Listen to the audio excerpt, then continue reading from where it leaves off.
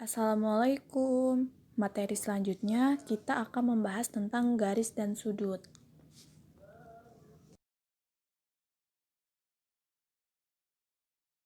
Nah, sebelum masuk ke materi, kita lihat dulu ya, ada sedikit sejarah tentang Euclides.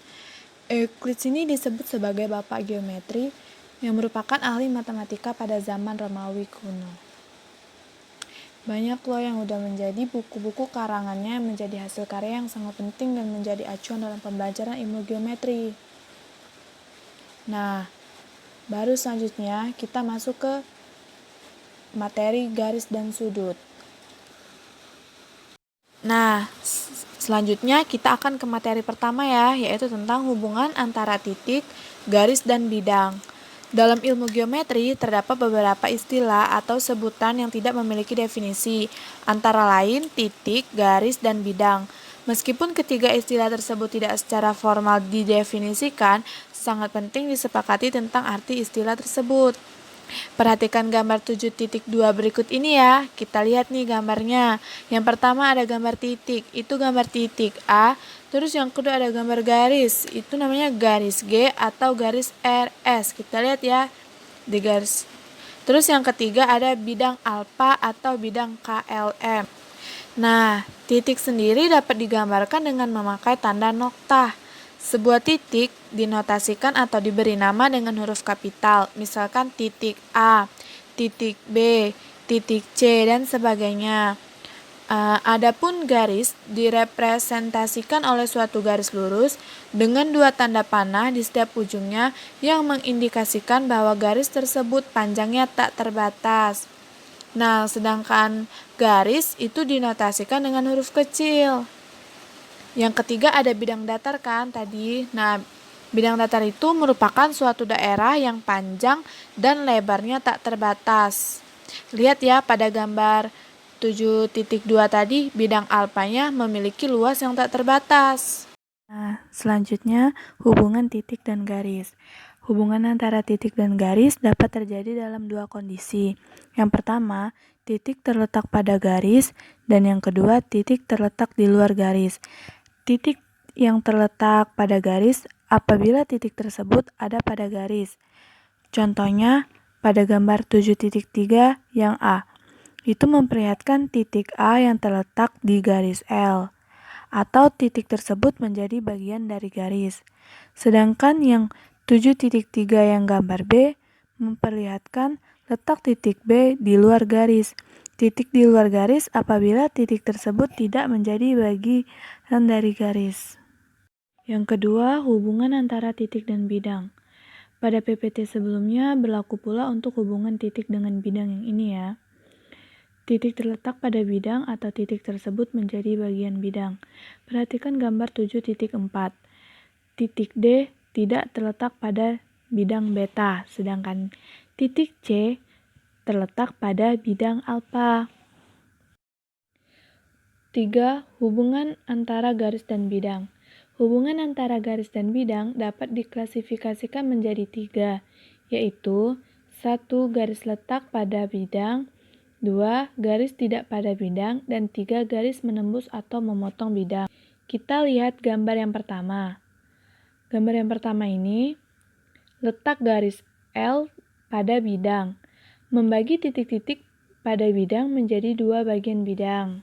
Gambar yang kedua, garis L berada di luar bidang alfa. Nah, yang ketiga, garis L menembus bidang alfa. Adapun garis menembus atau memotong bidang apabila persekutuan antara garis dan bidang adalah sebuah titik. 4. Titik-titik segaris. Dua titik atau lebih dikatakan segaris jika titik-titik tersebut terletak pada garis yang sama. Kita lihat pada gambar 7.6, titik A dan titik B dikatakan segaris karena sama-sama terletak pada garis L. Sedangkan istilah titik-titik segaris itu bisa disebut kolinear. 5. Titik-titik sebidang. Dua titik atau lebih dikatakan sebidang jika titik-titik tersebut terletak pada bidang yang sama. Lihat pada gambar 7.7. Titik C dan titik D dikatakan sebidang karena sama-sama terletak pada bidang beta. Sedangkan istilah titik-titik sebidang bisa disebut koplanar. Nah, perhatikan kembali gambar 7.1 yang A dan B ya. Pada gambar tersebut terdapat 3 pemahaman yang berkaitan dengan garis, segmen garis atau ruas garis, dan sinar garis atau sinar.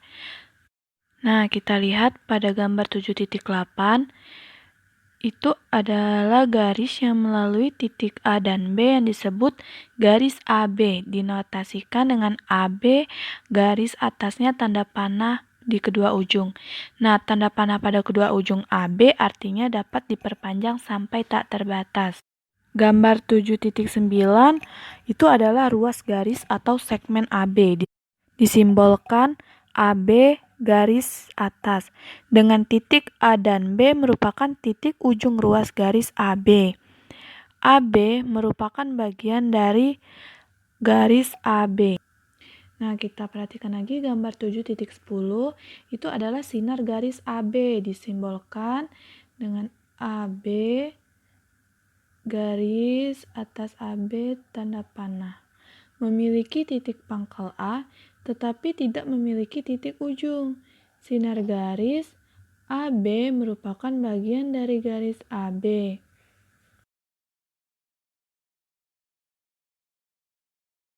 Materi selanjutnya tentang kedudukan garis. Nah, pada pembahasan kali ini kita akan mempelajari tentang kedudukan dua garis, baik dua garis sejajar, dua garis saling berpotongan, dua garis saling berhimpit pada bidang. Agar kalian dapat memahami tentang materi kedudukan dua garis dengan baik, coba kalian lakukan kegiatan pada tabel 7.1 berikut.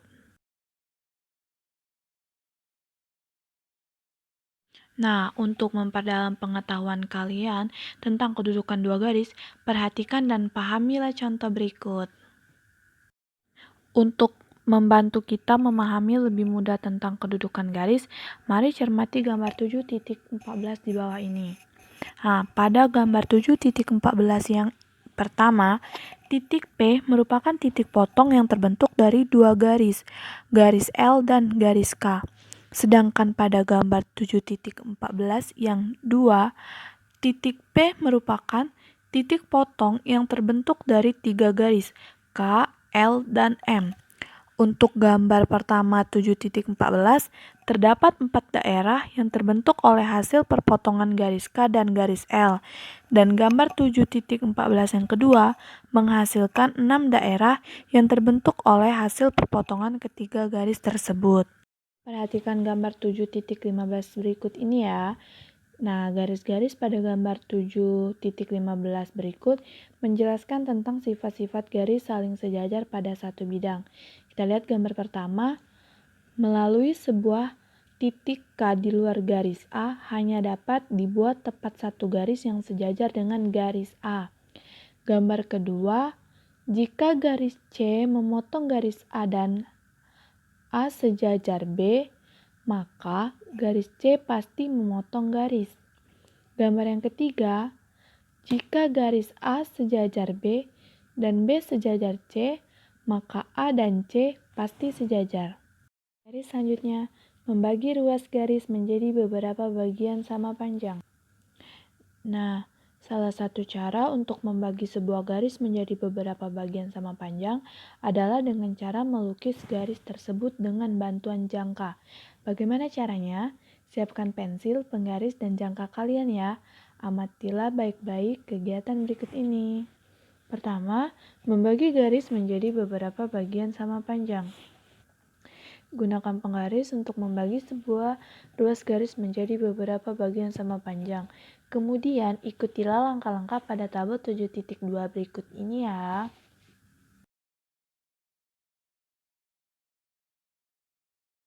Yang B, membagi garis menjadi dua bagian dengan perbandingan 1:3. Gunakan penggaris untuk membagi sebuah ruas garis menjadi dua bagian dengan perbandingan 1:3. Kemudian, ikutilah langkah-langkah pada tabel 7.3 berikut ini. Yang C, membagi garis menjadi dua bagian dengan perbandingan 2:5. Gunakan penggaris untuk membagi sebuah ruas garis menjadi dua bagian dengan perbandingan 2:5. Kemudian ikutilah langkah-langkah pada tabel berikut ini. D. Perbandingan ruas garis. Nah, setelah kalian melakukan kegiatan pada tabel 7.2, 7.3, dan tabel 7.4, berikut ini kalian akan mempelajari tentang kesamaan dari hasil pembagian sebuah ruas garis. Coba perhatikan gambar 7.11 berikut. Gambar tersebut menunjukkan ruas garis PQ dibagi menjadi 7 bagian yang sama panjang, sehingga PA sama dengan AB, sama dengan BC, sama dengan CD, sama dengan DE, sama dengan EF, sama dengan FQ. Jika dari titik A, B, C, D, E, F, dan Q dibuat garis sejajar sehingga memotong pada ruas garis PR, sedemikian sehingga PG sama dengan GH sama dengan HI sama dengan IJ sama dengan JK sama dengan KL sama dengan LR, maka diperoleh sebagai berikut. Selanjutnya kita akan mempelajari materi tentang mengenal sudut. Yang pertama, yang A, menemukan konsep sudut.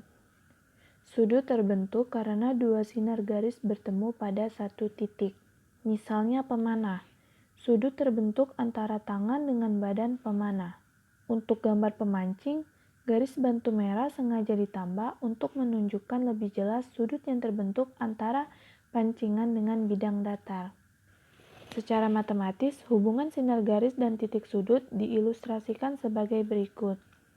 Nah, kita lihat gambar 7.18 itu merupakan sudut yang terbentuk oleh dua sinar garis. Suatu sudut terbentuk dari perpotongan dua sinar garis yang berpotongan tepat di satu titik, sehingga titik potongnya disebut dengan titik sudut. Kita lihat di gambar, titik sudut P. Yang B, menentukan besar sudut yang dibentuk oleh jarum jam. Kita lihat contoh 7.7.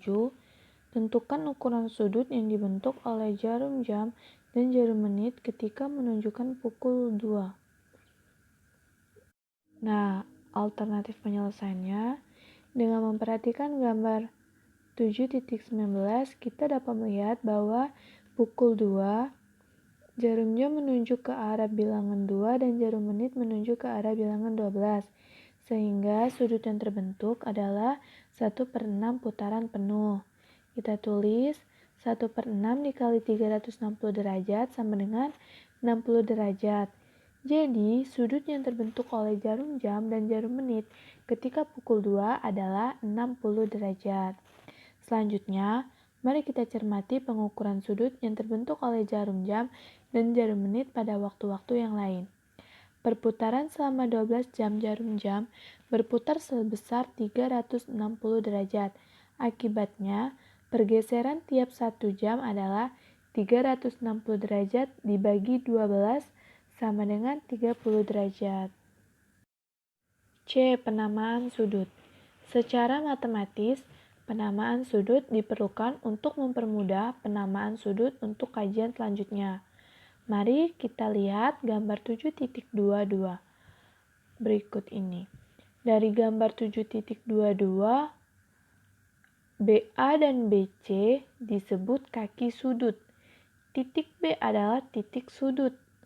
Secara umum ada dua penamaan sudut, yaitu titik B dapat dikatakan sebagai titik sudut B seperti pada gambar 7.22. Ingat, penulisannya selalu menggunakan huruf kapital ya. Yang kedua, sudut yang terbentuk pada gambar dapat juga disimbolkan dengan sudut ABC atau sudut CBA atau sudut B. Secara manual, kita dapat menggunakan alat ukur sudut yaitu busur. Alat ini dapat membantu kita mengukur suatu sudut yang sudah terbentuk dan membentuk besar sudut yang akan digambar. Nah, alat ini dapat membantu kita mengukur suatu sudut yang sudah terbentuk dan membentuk besar sudut yang akan digambar. Perlu kita kenalkan bahwa terdapat ukuran sudut standar yang perlu kita ketahui, seperti yang disajikan pada gambar gambar ini. Kita lihat gambar-gambarnya. Ada sudut lancip. Sudut lancip itu dia sudutnya besar dari 0 derajat kurang dari 90 derajat. Kalau sudut lurus, ukuran sudutnya 180 derajat. Kalau sudut tumpul, ukuran sudutnya antara 90 derajat dan 180 derajat. Sudut siku-siku, ukuran sudutnya 90 derajat. Nah, sudut refleks, ukuran sudutnya antara 180 derajat dan 360 derajat. Hubungan antar sudut. Mari kita perhatikan gambar-gambar berikut ini ya. Nah, pada gambar-gambar tersebut terdapat sudut berpelurus, sudut berpenyiku, dan sudut bertolak belakang.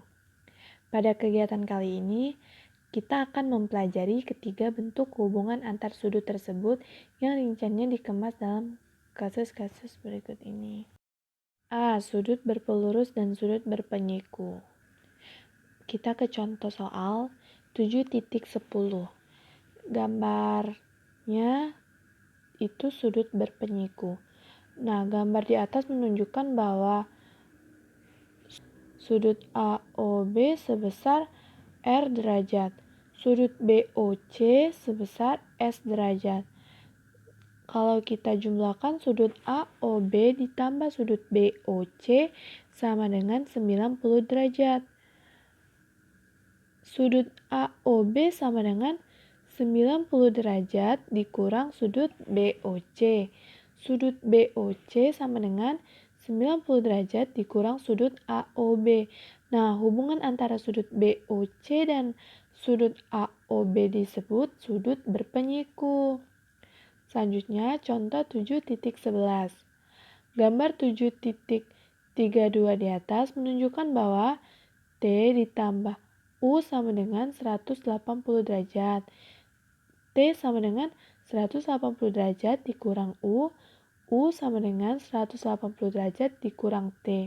Hubungan sudut AOB dengan sudut BOC disebut sudut berpelurus.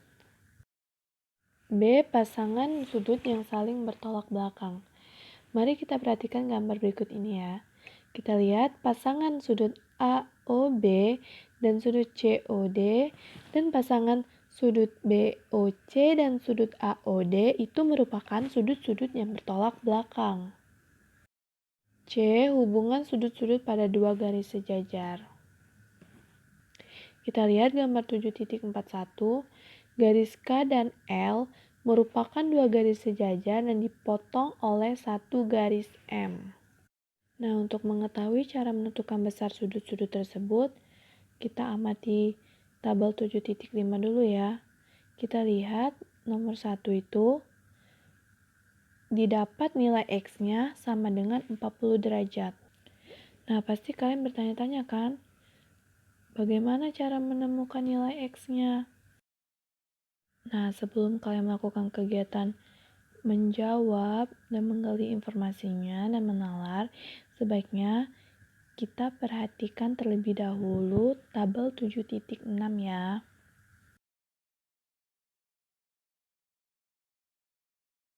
Nah, setelah kalian memahami tabel 7.6, kita kembali ke soal pada tabel 7.5 bagian nomor 1 itu ya. Penyelesaiannya, coba ingat kembali tentang materi sudut yang saling bertolak belakang pada bagian masalah 7.2 sebelumnya. Nah, karena garis K sejajar garis L, akibatnya besar sudut 3S dengan besar sudut 60 derajat membentuk sudut berpelurus. Jadi 3X ditambah 60 sama dengan 180 derajat. Itu karena berpelurus ya. Terus kita cari 3X sama dengan 180 dikurang 60. Jadi X-nya sama dengan 40. Jadi nilai X-nya sama dengan 40 derajat. Mari dicoba latihan soalnya ya. Selanjutnya, kita akan membahas materi tentang melukis sudut istimewa yang dibagi menjadi 3. Yang pertama, melukis sudut 90 derajat, yang kedua, melukis sudut 60 derajat, dan yang ketiga, membagi sudut menjadi 2 sama besar. Yang pertama, melukis sudut 90 derajat. Untuk melukis sudut 90 derajat, ikutilah langkah-langkah pada tabel berikut ini ya. Yang kedua, melukis sudut 60 derajat. Untuk melukis sudut 60 derajat, ikutilah langkah-langkah pada tabel berikut ini. Nah, yang ketiga, membagi sudut menjadi 2 sama besar. Nah, kita misalkan kita akan membagi sudut PQR seperti pada gambar berikut menjadi 2 sama besar. Setelah itu, ikuti langkah-langkah pada tabel berikut ini. Kerjakan latihannya ya. Miskonsepsi yang terjadi pada siswa pada materi garis dan sudut yaitu yang pertama, siswa kadang mengalami kesalahan dalam mengklasifikasikan atau mengelompokkan contoh-contoh gambar dan bentuk pada macam garis serta hubungan antar garis sejajar, berpotongan, dan berhimpit. Yang kedua, siswa melakukan kesalahan dalam menyebutkan bagian-bagian yang tepat pada sudut hasil garis sejajar yang dipotong oleh sebuah garis lain dalam menyelesaikan soal.